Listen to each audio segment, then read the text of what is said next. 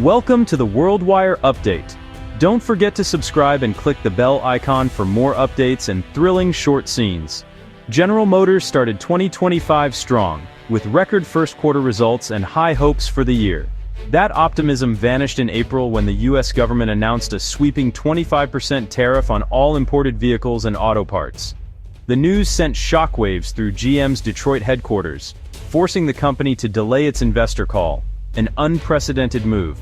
For GM, which relies on a global network of suppliers and factories, the new tariffs threaten to upend its entire business model overnight. Many of GM's most affordable vehicles, assembled in countries like South Korea and Mexico, would now cost 25% more to bring into the US. The same went for countless imported parts essential to US assembly lines. GM faced a stark choice: absorb the massive new costs and see profits evaporate, or raise prices and risk losing customers. The leadership team, led by CEO Mary Barra, scrambled to assess the damage and craft a new plan. What began as a promising year had suddenly become a fight for survival. The tariff announcement marked the start of a crisis that would force GM to rethink everything, fast.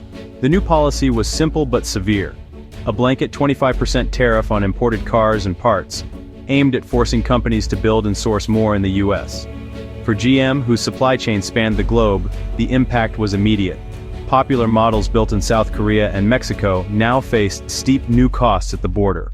Even vehicles assembled in the US weren't spared, as many critical parts came from abroad and were now taxed. The tariff wall cut straight through GM's American factories, raising costs across the board. A small relief was offered.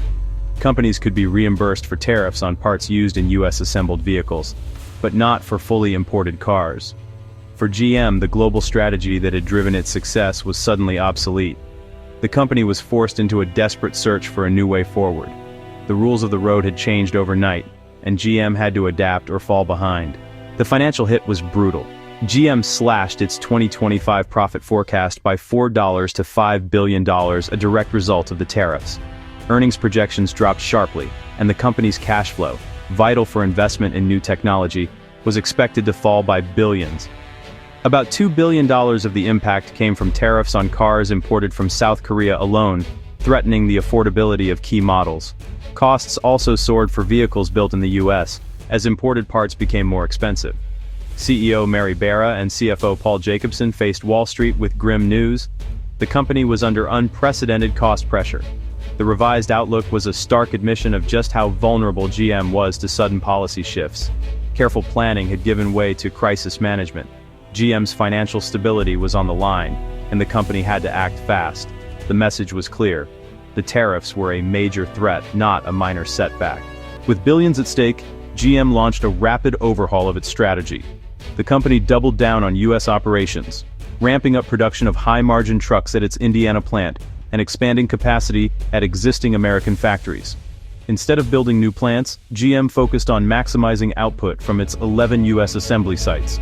The message: future investments would stay in America, aligning with the new policy landscape. GM also began a sweeping review of its supply chain, urgently seeking US-based suppliers to replace foreign parts. This shift was complex and costly, but necessary to survive. The company accelerated efforts to localize key components, especially for electric vehicles. Internally, GM launched aggressive cost-cutting, aiming to offset at least 30% of the tariff impact through efficiency and streamlining. The new strategy rested on three pillars: boost US truck production, localize the supply chain, and cut costs everywhere possible.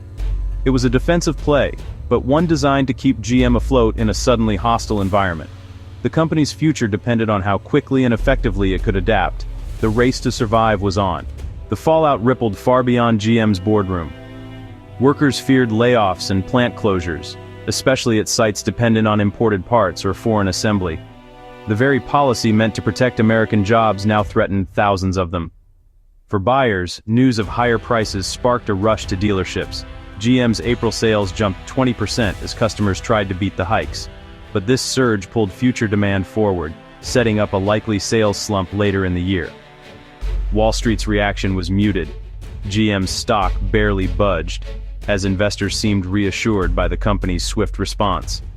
Yet, the long-term outlook was clouded by additional pressures, including a costly recall that added $500 million in expenses. The industry's stability had vanished, replaced by volatility and uncertainty for everyone involved. The true impact of the tariffs was only beginning to unfold. GM wasn't alone, every automaker was scrambling. Stellantis, parent of Jeep and Ram, withdrew its financial guidance entirely, signaling deep uncertainty. Ford, meanwhile, saw a sales spike, but had some insulation from years of localizing its supply chain for its F-Series trucks. Still, Ford and others like Toyota and Honda, with major US plants but global supply chains, faced rising costs and tough choices. Foreign automakers lobbied for exemptions and reconsidered their American strategies. The industry, once united in its push for electrification and global integration, was now fragmented. Each company was forced to devise its own survival plan. The road ahead was rocky for all. As the dust settled, GM and the US auto industry faced a future defined by uncertainty. Shifting production and reshoring supply chains would be costly and slow, with no guarantee of success. Passing costs to consumers risked slashing sales, while holding prices steady threatened profits. Billions diverted to cover tariffs meant less investment in electric vehicles and innovation. American automakers could fall behind global rivals unburdened by such trade barriers. The fate of the tariffs themselves was uncertain. Future policy shifts could render today's painful changes obsolete. Strategic planning became a gamble, with companies forced to bet on an unpredictable future. The 2025 tariff crisis became a test of resilience and adaptability. Only those able to balance short-term survival with long-term vision would thrive. The once smooth road for US automakers was now a winding, unpredictable journey, and the end was nowhere in sight.